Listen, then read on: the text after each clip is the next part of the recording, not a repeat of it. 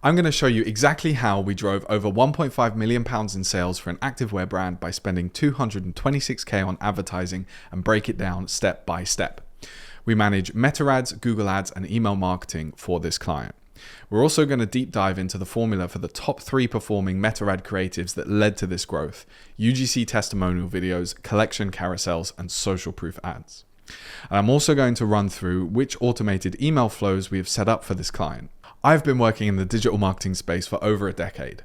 I've personally managed over £25 million in advertising spend and have profitably grown multiple DTC e-commerce brands through the power of digital advertising. I own an agency where we deliver profitable growth every day for our clients and a community where smaller sized DTC Ecom brands come to learn. So if you're anywhere between £0 and 100K in monthly sales, this video is for you.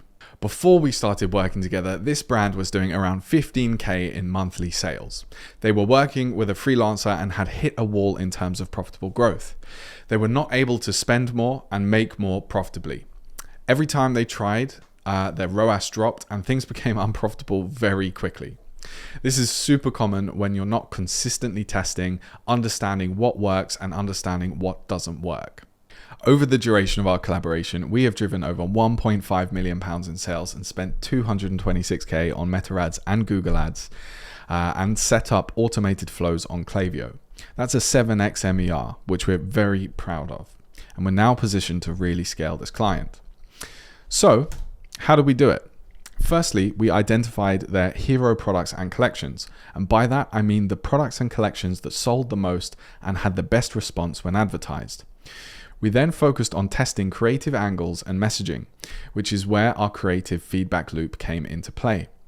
We were able to see which creative variables led to the best performance and therefore brief into our clients to further improve the content output of our clients' video and photo shoots. We were then able to take these best performing ad creative concepts and apply them to secondary products and collections. At the same time, we revamped their Klaviyo automated flows and set up a variety of Google Ads campaigns. We worked on performance max campaigns, competitor search campaigns, and branded search campaigns. On Klaviyo, we reworked and A/B tested their sign-up forms, segmentations, and automated flows. So, I want to dive deeper into identifying hero products and collections. With this brand, we put together a list of their top 5 products for their top collections.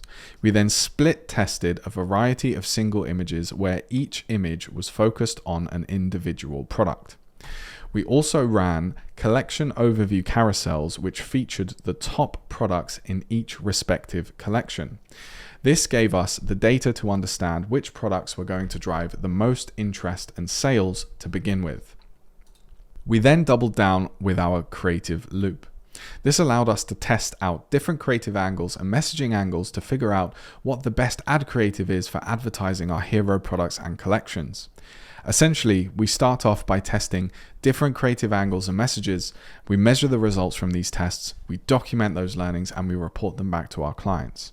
Then from those learnings, we either create a new set of ads, taking into account the learnings from the existing content library we have access to, or we brief our clients on the next type of content we need them to shoot at their next photo shoot or video shoot. Each time we do this, we aim to implement the learnings we have made to improve performance, and that is key. Now, we're going to break down the top 3 creative angles that we have established for this client. These creative angles alone have been insanely profitable. And first up is the UGC testimonial video. We gathered content to use this creative angle from 2 sources: customers and personal trainers.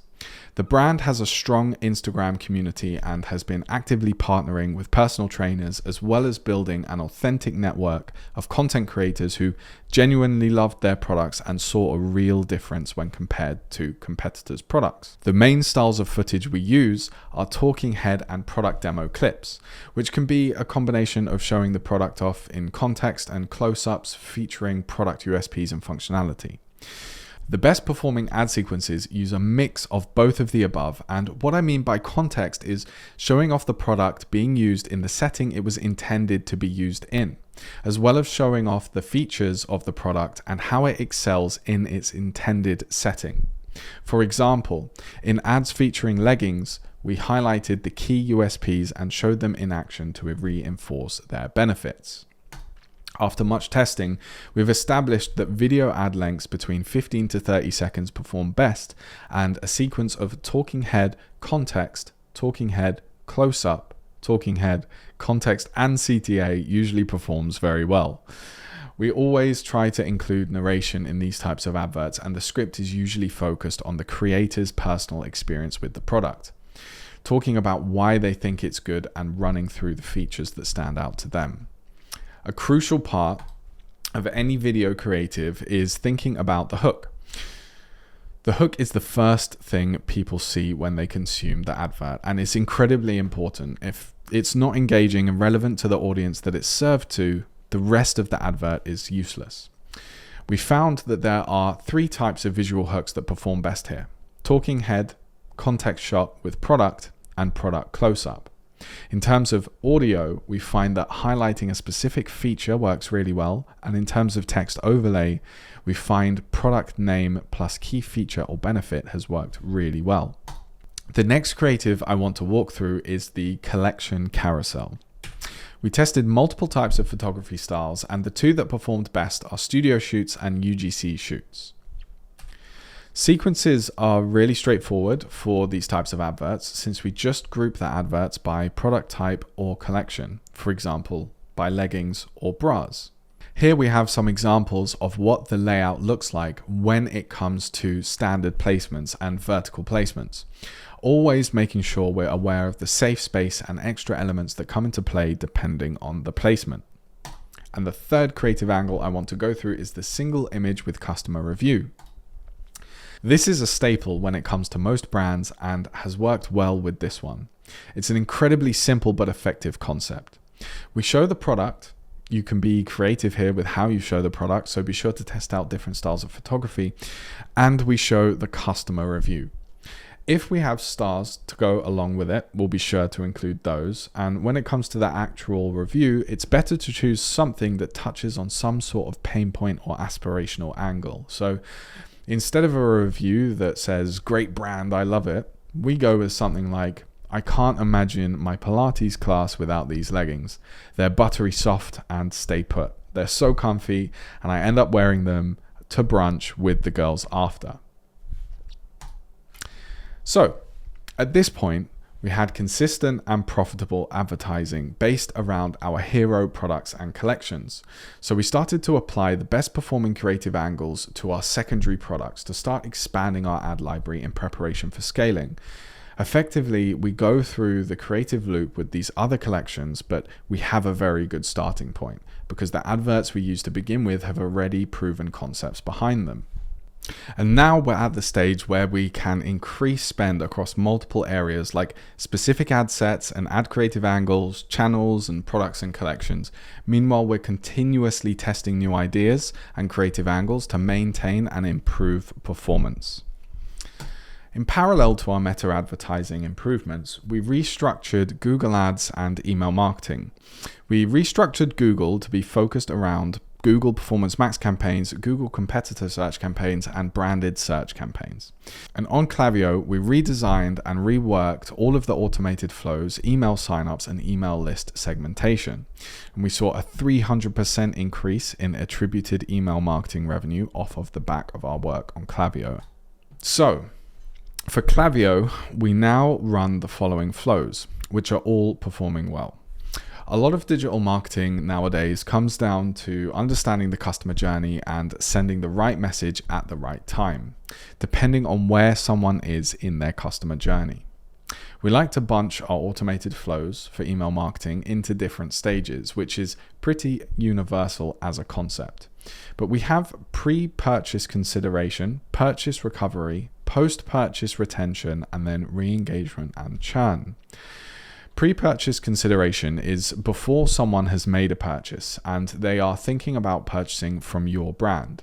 The main elements and flows that we have running are on-site pop-up with some form of new customer offer, a welcome flow to deliver that offer and warm people up to the brand, as well as a price drop flow that sends an email to anyone that's expressed interest in certain products to notify them that the price has dropped. Purchase recovery is very much about pulling someone back in that's expressed some intent to purchase. That could be that they were browsing around on the website, added something to their cart and then left the site, or even started the checkout and left before they completed that checkout. Post-purchase and retention is a little more complex, and we're quite segmented in the terms of the audiences that these flows get served to. So post-purchase thank you gets sent out to those who have made a purchase. We have cross-sells and upsells that follow on from that, and then we have flows that drive repeat purchases when it's timely. We then have milestone and VIP flows that are more personalized towards those who have reached certain milestones with the brand, for example, being a repeat customer for a certain period of time or being a high-value customer. Then we have review requests and loyalty program emails that intend to drive further action beyond a purchase. And finally, we have re-engagement and churn. Lots of technical terms, I know, but this is a relatively simple set of flows. Essentially win back and sunset aim to bring back customers that have stopped engaging with the brand, as well as exclude these customers if they don't come back from further email comms. So that's how we did it for this Activewear brand. I hope you got some value from this video, and be sure to get out there and start testing. Don't forget to like and subscribe, as we'll be dropping tons of tips on direct-to-consumer e-commerce growth. And we've also launched our community for DTC e-commerce brands, where we go in depth and share the exact strategies we use in our agency to drive growth. So click on the link in the description below and check it out. And finally, we have our digital product store that we're loading with pre-designed creative templates like the ones we've shown you in this video that we've tested over the years that have led to amazing results. So do be sure to check that out too on the Blue Drop Studio website store. Stay blessed, and I'll see you in the next one.